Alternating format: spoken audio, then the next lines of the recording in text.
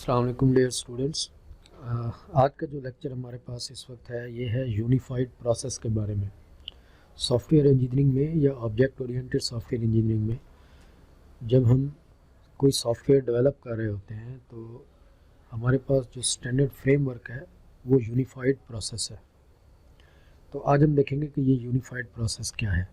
ये बहुत important lecture इस लिहाज से है कि हमारे पास इस वक्त जितना भी ऑब्जेक्ट ओरिएंटेड में या इस कोर्स में जितना कुछ हम पढ़ रहे हैं उसकी बेस लाइन के ऊपर जो प्रोसेस मॉडल एग्जिस्ट कर रहा है, जिसकी बेस के ऊपर हम चल रहे हैं इस सब्जेक्ट में, जो आर्टिफैक्ट्स पिक कर रहे हैं या जो डिलीवरेबल्स हम रीड कर रहे हैं या जो की कंसेप्ट्स हम स्टडी कर रहे हैं, वो इसी यूनिफाइड प्रोसेस से है। थोड़ा सा बैकग्राउंड आपके साथ शेयर करेंगे। वाटरफॉल मॉडल आप ऑलरेडी पढ़ चुके हैं। आइटरेटिव डेवलपमेंट क्या होती है, क्यों हमें आइटरेटिव डेवलपमेंट चाहिए, वो थोड़ा डिस्कस करेंगे। एक आइटरेशन क्या होती है। आइटरेशन एक प्रोसेस मॉडल का एक छोटा सा पार्ट है जिसको हम आइटरेशन कहते हैं, वो डिस्कस करेंगे। अजाइल मेथड क्यों यूज़ होता है, इसको यूज़ करेंगे। और उसके बाद यूनिफाइड प्रोसेस मॉडल, उसके फेजेस, हर फेज़ के ऑब्जेक्टिव्स, उसके माइलस्टोन्स, ये डिस्कस करेंगे। और ओवरऑल प्रोजेक्ट डेवलपमेंट फिर यूनिफाइड प्रोसेस को लेकर कैसे हो रही है वो डिस्कस करेंगे। अच्छा, वाटरफॉल मॉडल आप पढ़ चुके हैं, पहले भी पढ़ चुके हैं। वही रिक्वायरमेंट, डिज़ाइन, इम्प्लीमेंटेशन जिसको हम कोडिंग कहते हैं, वेरिफिकेशन जिसको टेस्टिंग भी कहते हैं, उसके बाद हमारी मेंटेनेंस चलती है, फेज़ वाइज डेवलपमेंट होती है। एक फ़ेज़ कंप्लीट होता है तो हम दूसरे फेज़ में चले जाते हैं। अब क्या होता है, लार्ज रिक्वायरमेंट्स हमारे पास, अगर तमाम रिक्वायरमेंट्स एक ही दफ़ा इकट्ठी हो चुकी हुई हैं तो हम इसमें इस प्रोसेस मॉडल को यूज़ कर लेते हैं। लेकिन इसके साथ बहुत सारे प्रॉब्लम्स हैं। अगर रिक्वायरमेंट्स में चेंजेस आ रही हैं फिर क्या होगा, ये प्रोसेस रिक्वायरमेंट्स फेज़ तो आगे चला गया, अब क्या होगा, रिस्क हमने कैलकुलेट ही नहीं किए, एस्टिमेट ही नहीं किए, कहीं पे हमने कंसिडर ही नहीं किए, एंड में जाके आफ्टर हो सकता ऑलमोस्ट फॉर एग्जांपल 1 ईयर के बाद हमें पता लगता है कि कौन कौन से नई चेंजेस आ गई हैं, कौन कौन से नए रिस्क आ गए हैं, तो उसको हमने कंसिडर नहीं किया। अब क्योंकि हम फेज़ वाइज डेवलपमेंट कर रहे होते हैं तो हमारा टाइम टू डिलीवरी, यूज़र को जो हम डिलीवरी देते हैं, फर्स्ट डिलीवरी जो हम दे रहे होते हैं यूज़र को एक सॉफ्टवेयर, एग्जीक्यूटेबल सॉफ्टवेयर, वो काफ़ी लेट हो गया होता है। इसलिए ये कोई इतना एक्सेप्टेबल इस वक्त आजकल नहीं है वाटरफॉल मॉडल। इसके अलावा हमने एक और मॉडल देखा था, स्पाइरल मॉडल, ये भी आपके साथ डिस्कस किया था। इसमें क्या हो रहा है कि मुख्तलिफ आइट्रेशंस के अंदर मुख्तलिफ रिपीटिशन हो रही है, बार बार एक ही काम को हम बार बार कर रहे हैं, कंटिन्यूस। अच्छा, इसके अंदर क्या है, ये कब फिजिबल है ज़्यादा, जब कंटिन्यूस रिक्वायरमेंट्स आ रही हैं।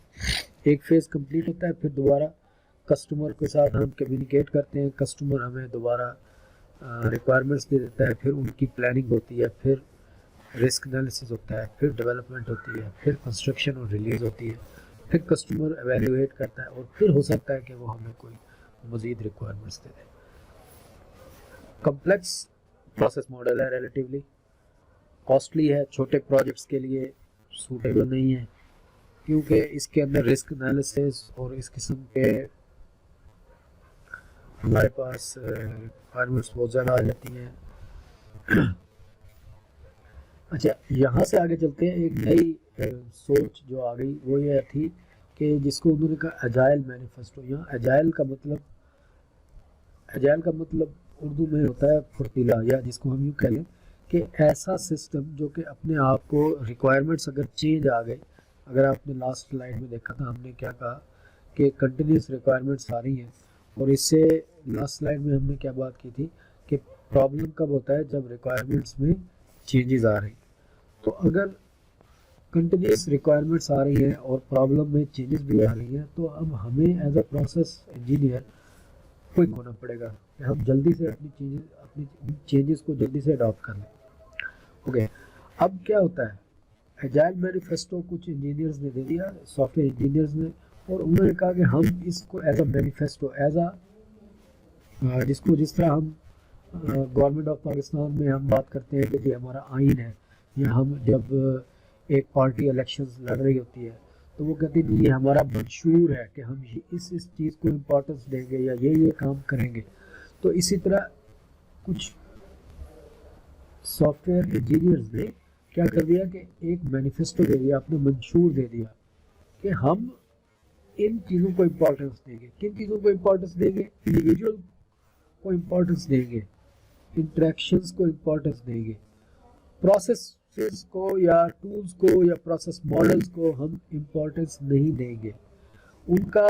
अब अगर हम यहाँ पर देखें वाटरफॉल मॉडल में तो रिक्वायरमेंट्स के लिए पूरा हमने SRS डेवलप किया और उसमें फॉर एग्जांपल हमारे 2 मंथ्स लग गए। अब ये SRS एक डॉक्यूमेंट बन गया, एक कॉम्प्रिहेंसिव डॉक्यूमेंट बन गया। हम 2 महीने तक 3 महीने तक हम एक अच्छा डॉक्यूमेंट बनाते रहे और कस्टमर हमसे भाग गया। तो इसके बजाय हमने जल्द अज जल्द क्या करना है, एक वर्किंग सॉफ्टवेयर उस कस्टमर को देना है कि जनाब अली हम आपके लिए काम कर रहे हैं, ये हम आपके लिए काम कर रहे हैं, आपका काम स्टार्ट हो गया हुआ है और ये उस काम की आउटपुट भी उसको दिखानी शुरू कर दी, बजाय इसके कि आप कस्टमर को क्या कर रहे हैं, एक कह रहे हैं जी डॉक्यूमेंट मांग रहा है, डॉक्यूमेंट मांग। तीसरी चीज़ क्या आ गई? अब ये नहीं है कि अब हम कह रहे हैं जी आपके साथ हम कॉन्ट्रैक्ट करेंगे, उसको निगोशिएट करेंगे, 1 मंथ लग गया, कॉन्ट्रैक्ट बन रहा है, उसके साथ निगोशिएट हो रहा है, नहीं, बल्कि हमने अपना काम कर रहे हैं और कस्टमर को साथ साथ एज अ कोलैबोरेटर डील कर रहे हैं, उसको एज अ क्लाइंट डील नहीं कर रहे हैं, बल्कि उसको एज अ कोलैबोरेटर डील कर रहे हैं कि जैसे जैसे चेंजेस आएंगी, जैसे जैसे उसको प्रॉब्लम आएगा, जैसे जैसे उसको कोई कंफ्यूजन होगा, वो हमारे पास हमसे किसी भी टाइम पे रब्ता कर सकता है।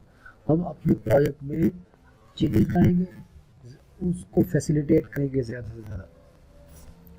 अच्छा, तीसरी चीज़ फॉर एग्जांपल जी हमने एक प्लान बना लिया कि हमने ये मॉड्यूल्स बनाने हैं, हमने 10 मॉड्यूल्स बनाने हैं, हर मॉड्यूल हमने टाइमलाइन सेट कर दिया, हम कब आपको वो मॉड्यूल देंगे, ठीक है जी। उसके बाद एक पूरा एक सिस्टम सेट कर दिया, एक प्रोजेक्ट का प्लान दे दिया, और जैसे ही उसने फर्स्ट हमें चेंज की बात की, हमने कहा नो नो नो नो, हम तो भाई एक प्रोजेक्ट प्लान को फॉलो कर रहे हैं, हम तो आपकी किसी चेंज को कैटर नहीं करेंगे, किसी चेंज को कंसीडर नहीं करेंगे। तो ऐसे केस में क्या होगा, कस्टमर भाग देगा, कस्टमर सेटिस्फाइड नहीं है। जब कस्टमर सेटिस्फाइड नहीं है, हमारे स्टेक होल्डर्स सेटिस्फाइड नहीं, तो हमारे उस प्रोजेक्ट को बनाने में कोई फ़ायदा नहीं है, वो हमारा प्रोजेक्ट तबाह हो जाएगा, ज़ाया हो जाएगा।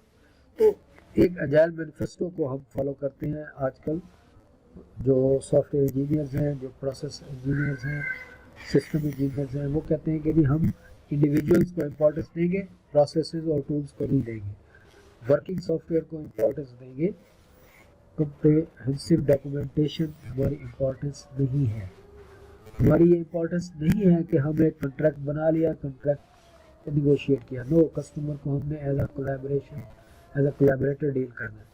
और जैसे ही कस्टमर ने हमें कोई चेंज कही, हम कोशिश करेंगे कि उस चेंज को रिस्पॉन्ड करें, राइट। तो क्या हुआ कि ये जो हमारे पास 2 प्रोसेस मॉडल्स थे हमने देखे थे, एक वाटरफॉल मॉडल और एक स्पाइरल मॉडल, उन दोनों के मिक्सचर को कंसीडर अगर हम करें, अगर इन दोनों को अगर हम मिक्स कर दें, तो क्या हो रहा है कि हम एक इनिशियल प्लान पे आए।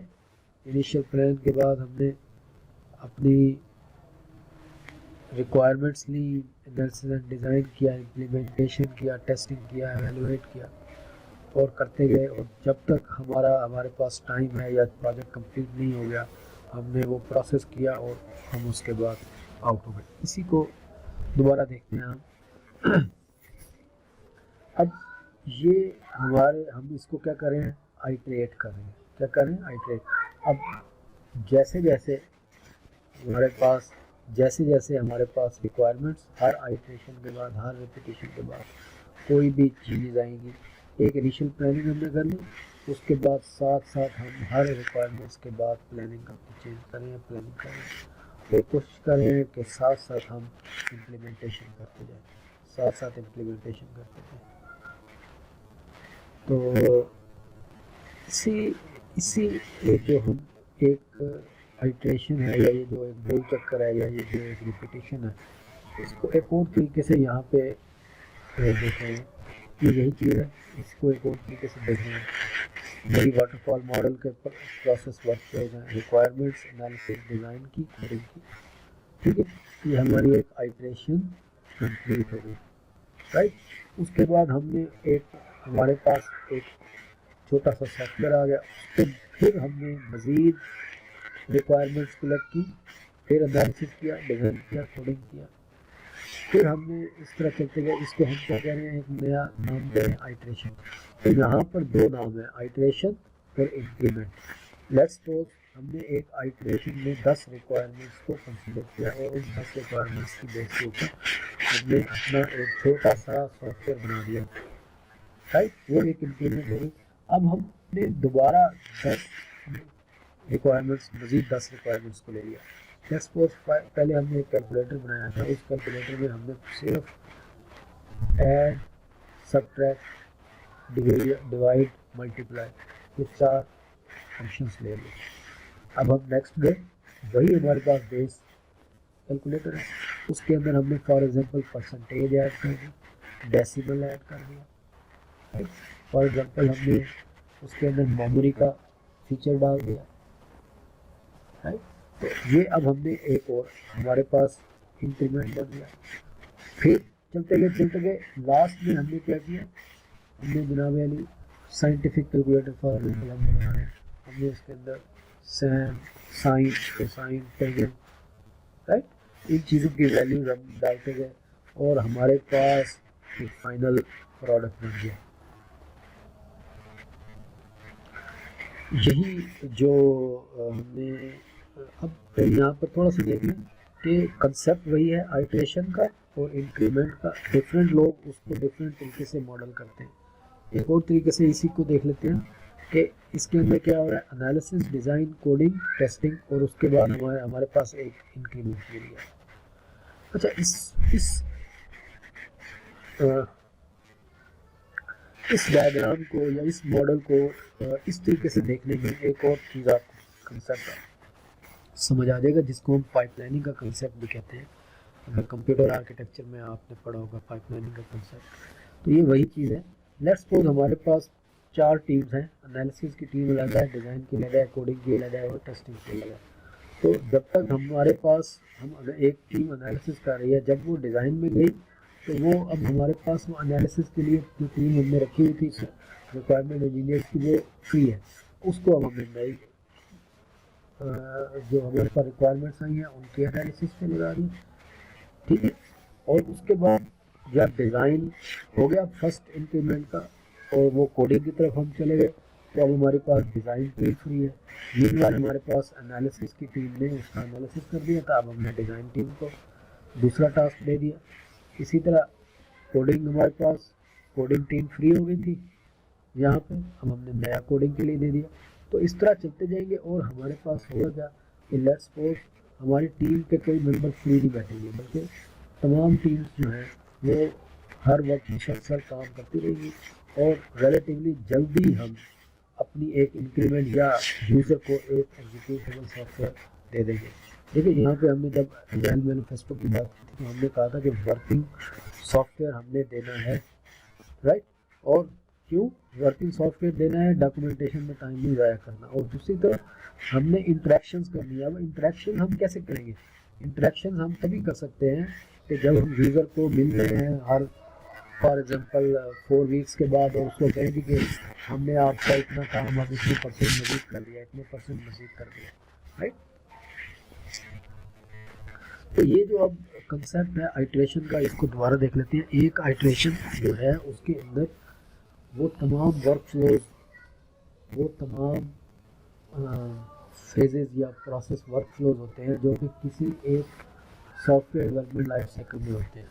यानी कि हम रिक्वायरमेंट भी कर रहे हैं, हम डिज़ाइन भी कर रहे हैं, हम इम्प्लीमेंटेशन भी कर रहे हैं, हम टेस्टिंग भी कर रहे हैं। तो